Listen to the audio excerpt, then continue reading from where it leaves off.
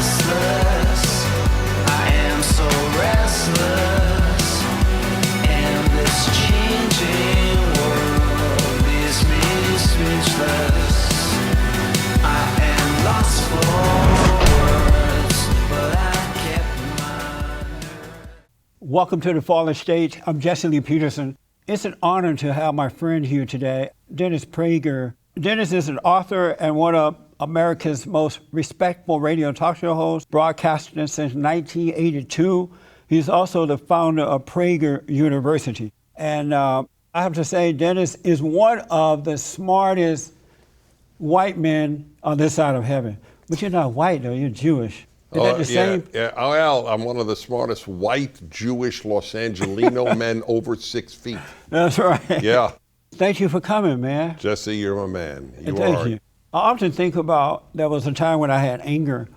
When I moved to LA, I believed into the lie that white people were against me because I was black. And so I had that anger. And in that state of anger, I'm sure now that I lost or cut off or prevented a lot of friends because of that anger. And because I was able to overcome it, I now see the character of the person. And so over the last 27 years, I have met some amazing men and women of all races around the country and around the world. Had I had that anger, that would not have happened. I have said on my radio show about one particular man, he's a columnist for the New York Times, who's black. But what's infinitely more important is that he's black leftist. He raises his children. He says it in his columns that whites are out to get them. Yeah. And I have said, and I speak very measured, and I said I consider that a form of child abuse. Yep, I agree. For a black to raise a black child in the United States of America to believe that whites hate them is a form of child abuse. And you know, I totally agree. And it's amazing that they would teach that nowadays. When I was growing up on the plantation down in Alabama, under the Jim Crow laws, they were not teaching that then. That's they right. told us that was good and bad in all generations. Treat people, all cultures, treat people the way you would like to be treated and you'll do fine in America. And so there's no reason to be teaching that now. If they were going to teach that, it would have been then, but they didn't because they were a different kind of people. That's why I said it's leftist poison. Yeah. This is not indigenous to black culture, this hatred. This was foisted by white liberals, white leftists. I always draw a distinction. What's the difference between a liberal and a leftist? Well, funny, I make that distinction, and the example I always use is race. I was raised, after all, I'm a Jew from New York, went to Columbia, so I have every characteristic of a liberal, okay? And, on my birth certificate, it says, gender male, or actually we use sex male, party Democrat. Yeah. It's just stamped on it when you're born there. Anyway, I have no problem with liberals because I am still at core liberal. I was taught on race that what Martin Luther King said, that the content of a man's character matters. Race, the liberal position on race is as irrelevant as shoe size. Yeah. Okay? That's right. If you know a man's shoe size, do you know anything about him? No. If you know a man's race, do you know anything about him? No. Equally.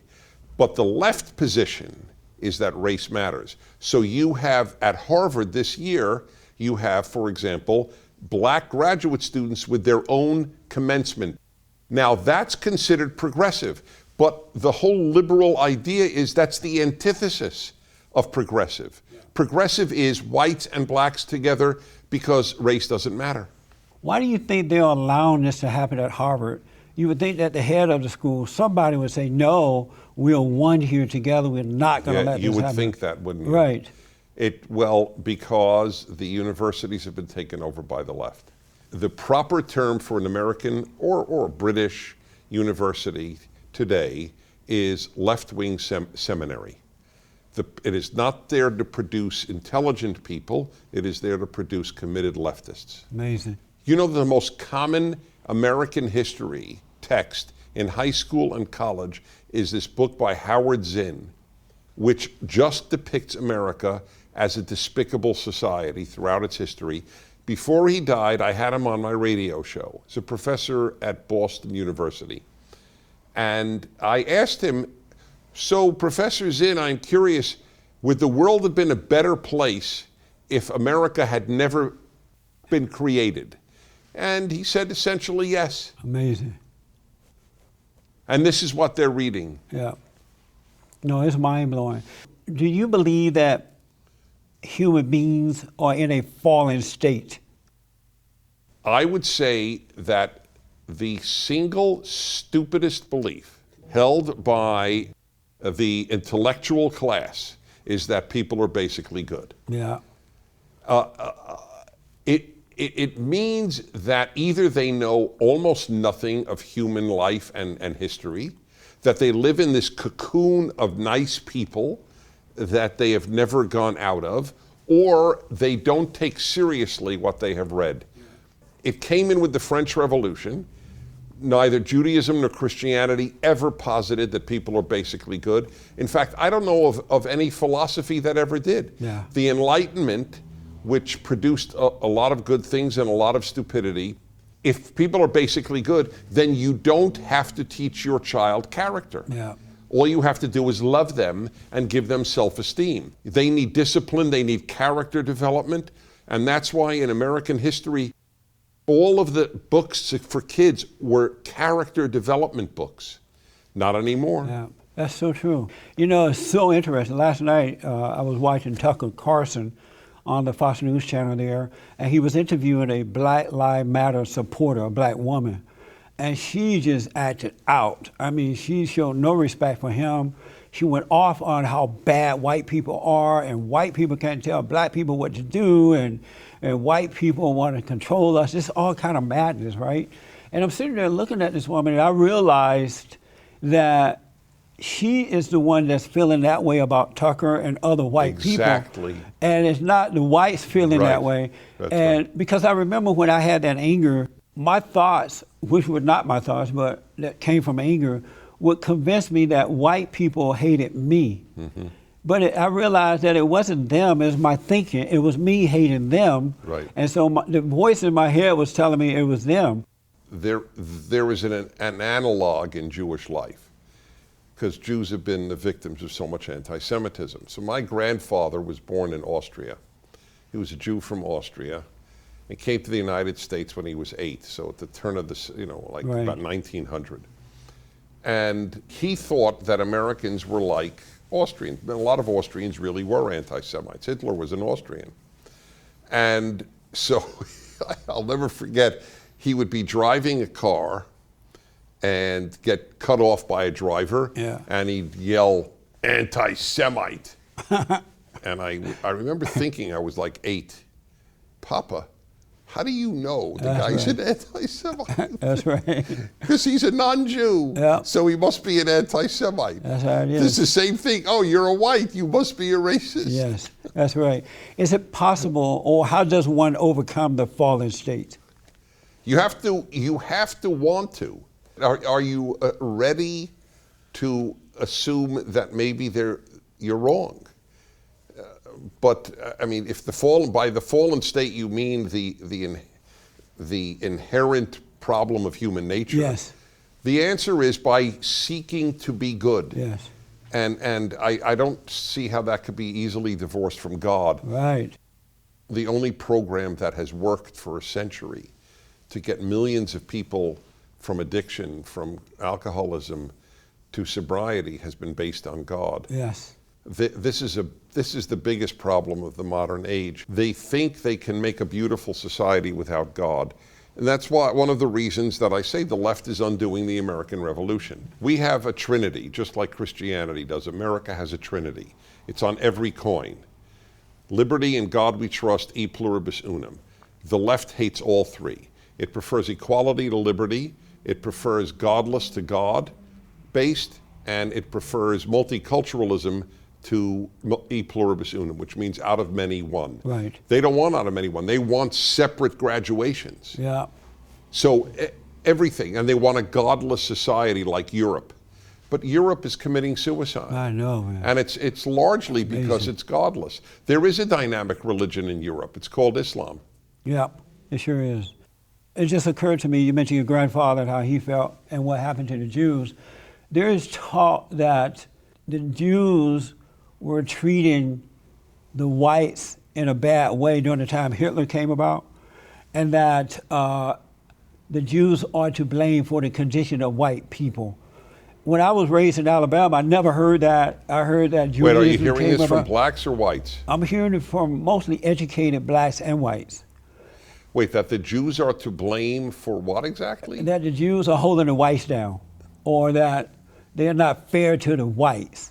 Jews are white. I don't think they see you that way though. Okay, so Jews are the only white non-whites. Right.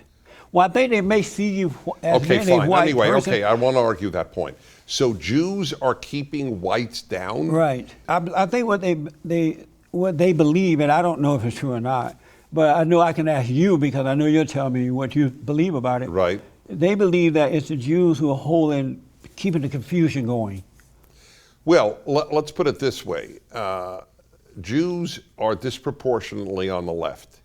I think the Right. left does sow a tremendous amount of problems. But the vast majority of people on the left are not Jewish. Right. So That's what when you isolate the Jew, you're engaging, unfortunately, that is anti-Semitism. Because if all the Jews moved from the United States tomorrow to Iceland, would the left be any less powerful? The divide in America is not Jew-Christian, it's not black-white, it's left-right. Yes, that's right. No, I've been saying this is what my life's work is predicated on. You are big on morality. I wanted to know for the audience, how did you become so right on when it comes to moral values?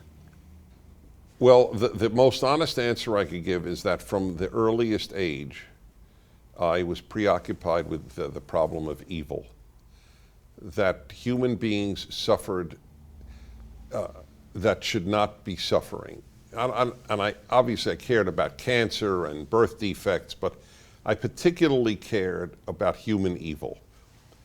And the more I read as a high school kid, and I read a lot about this stuff, about communist and Nazi atrocities in particular, the more I became preoccupied with this, and I became preoccupied with one question: how do you make good people? And I don't think there's a more important question in the human race. Now, if you believe people are basically good, you don't ask the question, how do we make good people? They ask, how are bad people made? But for you and me, that's easy. Just leave them alone. The effort is, how do you become a good person, and how do you make a good person?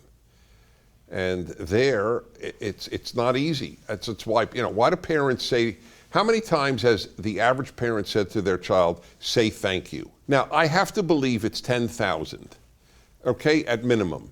Now, if kids were basically good, why wouldn't telling them once suffice? Oh, of course, Mom, you're right. I should express gratitude. I'll always say thank you from now on. Right. But they don't. All the bad traits in humans are natural. Men have to be taught how to control their sexual urge. Yeah. If they act out on it, then they will rape. I mean, this is something, you can't even say this ironically in a feminism class where they taught, oh, rape isn't sex, it's violence. But of course it's both. It's violent sex. It's taking what you want, but that is male nature. It's not the way it works in the animal kingdom. Male mammals don't walk over, or male insects for that matter, say, may I touch you? And I had like 60 chickens, and a few of them were roosters, that's male chickens. And whenever they fancied, they jumped on a hen and did what they want. It was clear the hen had not said, oh, welcome. And why is it different in the human species? And same with girls, though, not sexually, that's not their issue. Girls have their meanness and their ugly parts that you have to teach your daughter to control. He has to control his sexuality and his violence, and she has to control her passions and her emotions. Because women do as much damage as men on planet Earth. Not more, not less, just different. And now, a word from our sponsor. I am so excited. I can't believe it. Finally, the TheFallenState merchandise is here. Look at this beautiful shirt. We have red, white, and black. Comfortable, I like the fit. Really nice t-shirts. And we have mugs. The TheFallenState mug. On the back it says, "Did you have fun?" Did you have fun? A gift. Excellent gifts, both. This is a great way for you to help us. Can you imagine your friends seeing you with this at the office, at the park, in your home? You're gonna love it. Order them now. Go to TheFallenState.tv. Thank you so much. I appreciate it. I noticed that in America today, people are producing people of less moral values than when I was growing up. And Their only moral values are macro. Let's fight carbon emissions. Let's fight sexism. Let's fight racism. But they never fight their own nature. That's right. That's the only battle that will make the world better. 100%. Fight yourself. That's what I tell people. If you want to understand what's going on in the world around you, get to know yourself. See what's going on within you. Yep. Then you can understand the world around you. There is no self-awareness on the left. It is one of their many ugly traits. Yeah. I'm okay, the world stinks. These bitter, angry, miserable kids at college who take over buildings. Yeah. Oh, I'm wonderful. You're the problem. That's the way they look. It's narcissism on steroids.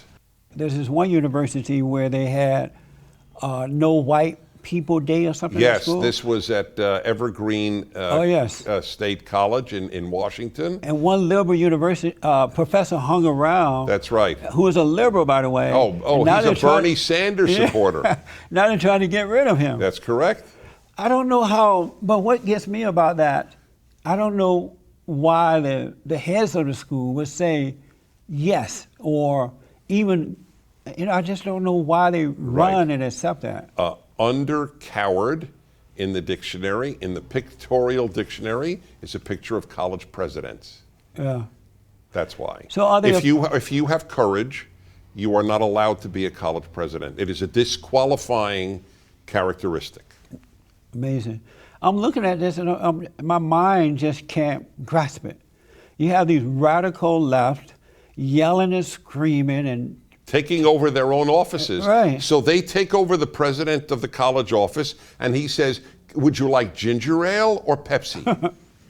And so are they afraid of the word racism or something? Or? They're afraid of everything.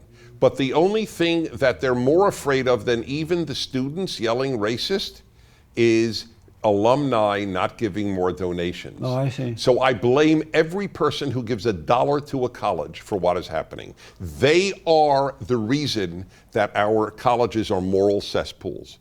You released a book arguing that America's still the best hope. Do you still believe that? Well, it's that book, the one I worked hardest on of my books. It's called Still the Best Hope: Why the World Needs American Values to Triumph. I believe American values are universally applicable. Liberty, in God we trust, e pluribus unum. Yes. Every society can, in fact, adopt them and should, and I make the case. The book is it's about three things: American values, Islamist values, and leftist values, and shows what they are. And after you read it, you get a good idea of why there's an existential battle for America between the left and the right. The left wants to undo the American Revolution. I don't know if you feel this way or not, but right now I'm having a good time in America. It's the best time of my life. And the reason is, for years I've been saying that the left are destroying America. They're keeping, generation of blacks are being brainwashed by them. And now you have white kids and others. And the politicians would not do anything about what's happening in the country. They wouldn't keep their promises to us or promise to us. We would vote for them. They wouldn't put a big, beautiful wall around the borders. And now we have a president who is exposing that, in that the left is like angry and wild and crazy and tearing down things and blowing up buildings and attacking. They stop people like Ann Coulter and others from speaking, free speech. And to me, that's a great thing because evil is being exposed. And I'm hoping that the American voters, the American people, can see this, and they would now stand up and fight back, because there's no doubt now what has been going on for a long time. You see it perfectly clearly. And my favorite word is clarity. Yeah. I think there is clarity being offered now. Another aspect of the clarity is that we don't have news media. Right, no, that's right. The news media are misnamed. They are there to advocate for leftism and tear down this president. Yes. And by the way, if this president were Mike Pence, they would be just as avid in their trying to tear him down. They don't want to have their march to the de-Americanization of America. And it is the de-Americanization, not only in the values, and God we trust, liberty, pluribus unum, just the most important revelation of the entire presidential campaign was the comment Hillary Clinton made, not knowing she was recorded, that she is for open borders. Yeah. Open borders means I am not for an American identity. Yes. Come on, everybody, come on in. There's nothing uniquely American about America, so let's have everybody come in. That's the reason they hate the wall. Yes. Well, Right. does Hillary Clinton have a wall around her house outside of Manhattan? Yes, she does. Right. Now, why is that? Why is it okay for the Clintons but bad for the rabble, which is the way she looks, the Right. deplorables at the most Americans? You know, Obama did the same thing. When he left office, he rented a home, or leased out a home in Washington, D.C. The first thing they did was build a wall around the home. Yeah. And I'm like, what's the Well, difference? The media for 8 years worked as his press secretary. Yeah. I said the whole time, it's pointless for Obama to have a press secretary, because the New York Times and the Washington Yeah. Post work in that capacity. See, that's another good thing that I like what's happening right now. A lot of people trusted the media prior to now. That's right. And I now think they you're can right. see That's that why I the say media never. that was my point. You Yeah. made the clarity point, and Yeah. I said, here's another example of clarity. Yeah. You were not for Donald Trump at first, right? In the beginning, during the I campaign. was passionately opposed to Donald Trump every minute of the primaries, and wrote column after column, Yeah. National Review, Town Hall, all of the conservative sites, and broadcast on my show. Lost listeners. I'll never listen to you again. Yeah. I'm for Trump. But I was totally opposed to him. But from the very first column I wrote, and I'm happy I did, if he's nominated, I will vote for him. Yes. And the day he was nominated, I became a passionate supporter. Yeah. Because as much as I held against him, it is infinitely better to have a flawed Republican than a flawed Democrat. That's the way it works. It's better to have a flawed Republican than a non-flawed Democrat. That's right. Nice people can ruin a country just as much as not nice people Yeah. do. The left is ruining America. If you don't know that, then there's nothing else makes sense. When Donald Trump first announced that he was going to run, and I can hear it now, I can see it now, he said that I'm going to put a big, beautiful wall Right. around the borders. Right. I'm going to protect the country from our foreign enemies and domestic enemies. I'm going to bring jobs back, and other things. And he was so bold. Were you with for it him from the beginning? From day one. See, I want to just, let me say something. And so I'm driving in my car to the gym. I'm listening to you. Right. And I'm thinking, I got to go and have Shabbat with Dennis. So But wait, I want to so make what an do you announcement. want? You and a number of other people very close to me were for Trump from the beginning. Yes. And I thought you were so wrong, and you were so right. Yeah. And I just say, I always analyze these things. What did you know that I didn't know? And what you knew was the big picture matters, not the details. That's right. And look at what he did with talking about the size of his hands, Yeah. his terrible little Marco, his disgusting comment about McCain. And they're all fine and it's disgusting. But the bigger picture is this guy is going to fight. 100%. And we have not had a fighter in office since Reagan. That's right. That's You the knew big it. picture. That's And right. I salute you. And I have to tell you, I woke up early November 9th, because I had to go to bed kind of early. I do an early radio show. And I turned on Fox News. I had to see right away. And when they announced that he had won, President Trump was president, I went to Cloud 9, and I've been dancing on the ceiling ever since. Right. I'm totally with you. Yeah. I had more fun than you on election night, and I had gone around the country, speaking on his behalf. Yeah. On election night, my wife and I watched MSNBC. Oh, yeah. That, my friend, was Cloud 9. I bet. I bet. I'm enjoying, in all honesty, I'm having a ball seeing and watching the liberals overreact, watching them go through pain and frustration and confusion. Right. Because I'm thinking, we suffered like that for a long time. Yep. So you're happy with what the president is doing so far, or what's happening right now? Yeah, look, if I could advise him, I would. There are tweets I would not have him send. He should have fired Comey in a more civilized manner. I don't argue that the man's done everything well, but the big picture is staggering. And any conservative who is against him, I mean, this is my big thing. The last couple of weeks since I wrote my piece, taking issue with conservatives who attack him, and it really, I went viral, the whole thing. That's why I was on Fox and Friends today, and Newsweek published my article, which is amazing. Yeah. I asked these people to ask themselves one question. If I had told any conservative a year ago, the following will happen with a victory of a Republican. Nobody knew what Republican. We would have a conservative Supreme Court justice already confirmed.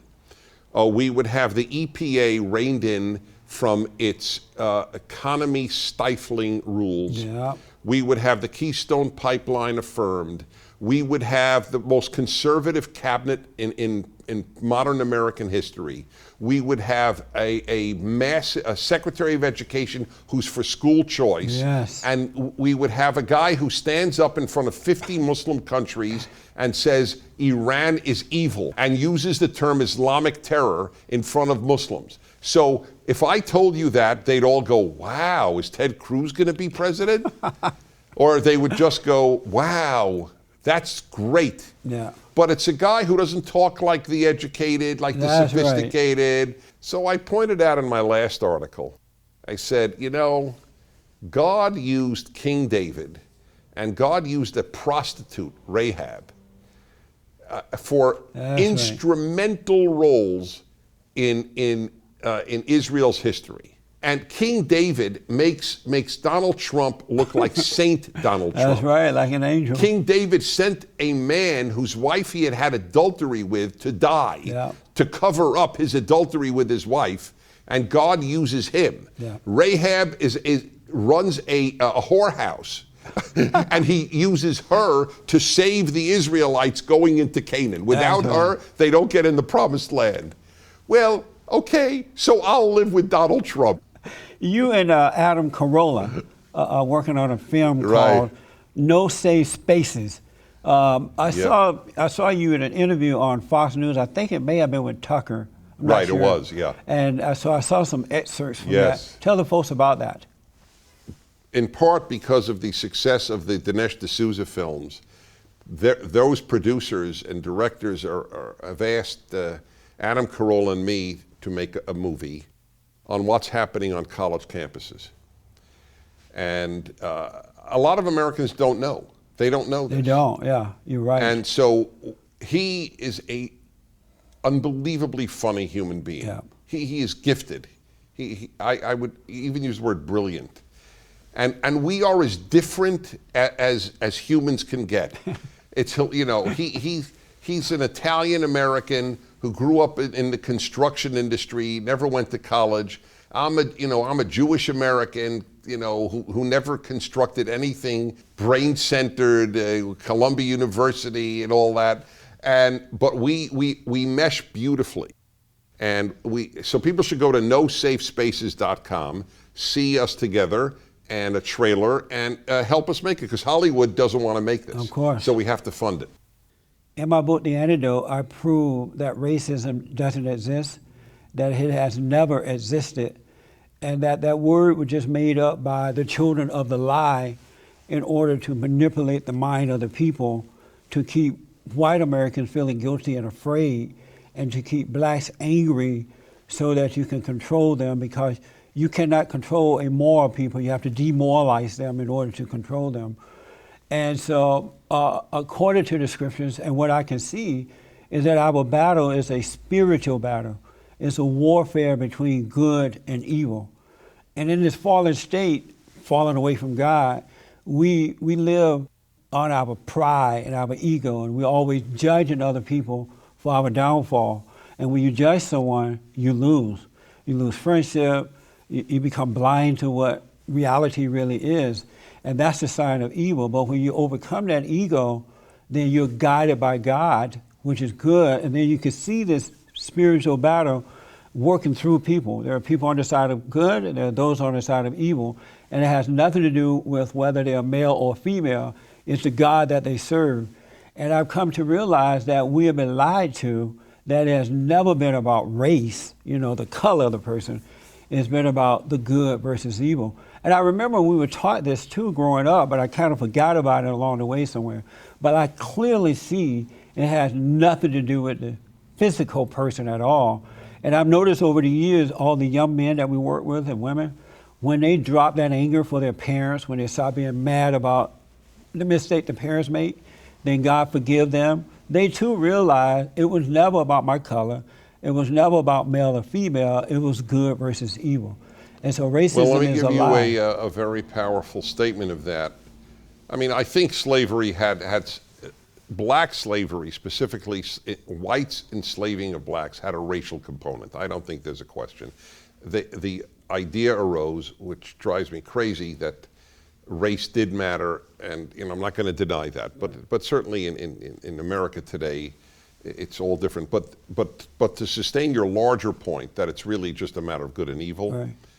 This is my favorite, really my favorite story of anything I've ever read. It's one of the 10 books that most influenced me. The list of 10 is at my website, DennisPrager.com. One of them is Man's Search for Meaning. It's written by a Jewish psychoanalyst, a psychiatrist, a German, or Austrian or German Jew, and he was in Auschwitz, one of the horrible Nazi death camps, concentration camps. And somehow he miraculously survived. But he lost, members of his family were gassed and otherwise murdered. So he was asked when he got out, he said, "Dr. Frankel, do you hate the German race?" And he said, "No, because there were only two races, the decent and the indecent." And in closing this down, you said that the whites were enslaving blacks, and that's a sign of racism. But blacks enslaved blacks in Africa Correct, all the time. that's right. And white people have been enslaved by some other white folks or somewhere. In this country, blacks Right, it's all ultimately enslaved. evil. Right. Right, but there were whites who had to deal with the biblical injunction. After all, we're all children of God. How could you kidnap blacks and send them on these horrible ships to a horrible life? And a lot of them did answer, well, they're cursed. That blacks specifically are cursed. It's so absurd to you, which is to your credit. They had to rationalize a manifestly evil act. Dennis, I gotta ask you this. Did you have fun? I always have fun with you. Thank you. No, you know that's true. Yeah, I do. Words in papers, words in books, words on TV, words for crooks, words of comfort, words of peace, words to make the fighting cease, words to tell you what to do. Words are working hard for you. Eat your words, but don't go hungry. Words have always nearly hung me. Next time on The Fallen State. What is the alt-right movement? I don't think you can be a part of it without accepting the reality of like a white genocide. For me, the biggest issue would be ending immigration, like at least a 50-year moratorium on immigration. And if we do take immigrants, I would like to take them from places like South Africa, where there's white South African farmers are being killed. And I don't want to take any more refugees, like at all. 0 refugees. I don't want that either. Thanks for watching The Fallen State. We need your continued support. Donate to my nonprofit here. Subscribe and like the videos here. And tell everybody and their mama about the show.